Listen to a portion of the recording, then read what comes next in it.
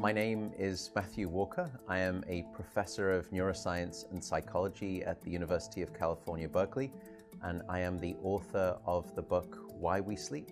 We certainly know that a lack of sleep will actually prevent your brain from being able to initially make new memories.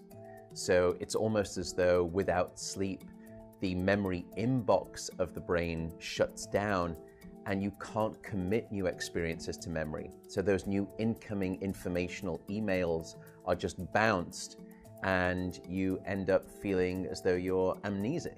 You can't essentially make and create those new memories. We also know that a lack of sleep will lead to an increased development of a toxic protein in the brain that is called beta amyloid, and that is associated with Alzheimer's disease, because it is during deep sleep at night when a sewage system within the brain actually kicks into high gear and it starts to wash away this toxic protein, beta amyloid. So if you're not getting enough sleep each and every night, more of that Alzheimer's related protein will build up. The more protein that builds up, the greater your risk of going on to develop dementia in later life. What are the effects of sleep deprivation on the body? Well, there are many different effects. Firstly, we know that sleep deprivation affects the reproductive system. We know that men who are sleeping just 5 to 6 hours a night have a level of testosterone which is that of someone 10 years their senior. So a lack of sleep will age you by almost a decade in terms of that aspect of virility and wellness. We also know that a lack of sleep impacts your immune system.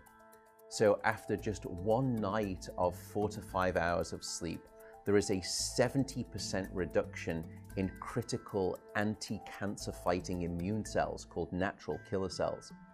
And that's the reason that we know that short sleep duration predicts your risk for developing numerous forms of cancer. And that list currently includes cancer of the bowel, cancer of the prostate, as well as cancer of the breast. In fact, the link between a lack of sleep and cancer is now so strong that recently the World Health Organization decided to classify any form of nighttime shift work as a probable carcinogen.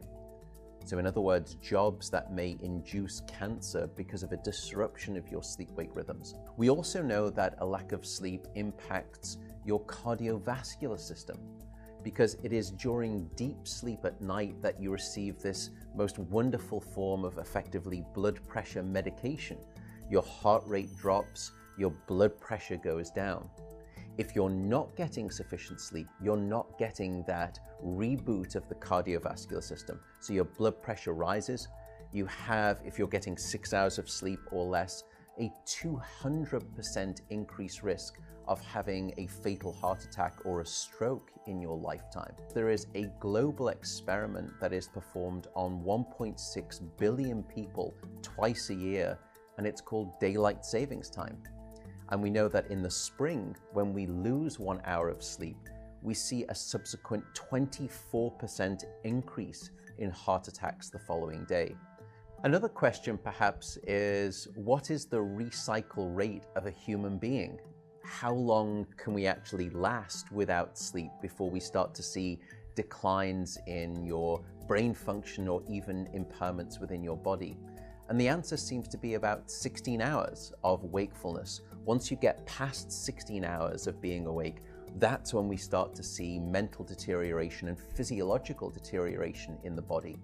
We know that after you've been awake for 19 or 20 hours, your mental capacity is so impaired that you would be as deficient as someone who is legally drunk behind the wheel of a car.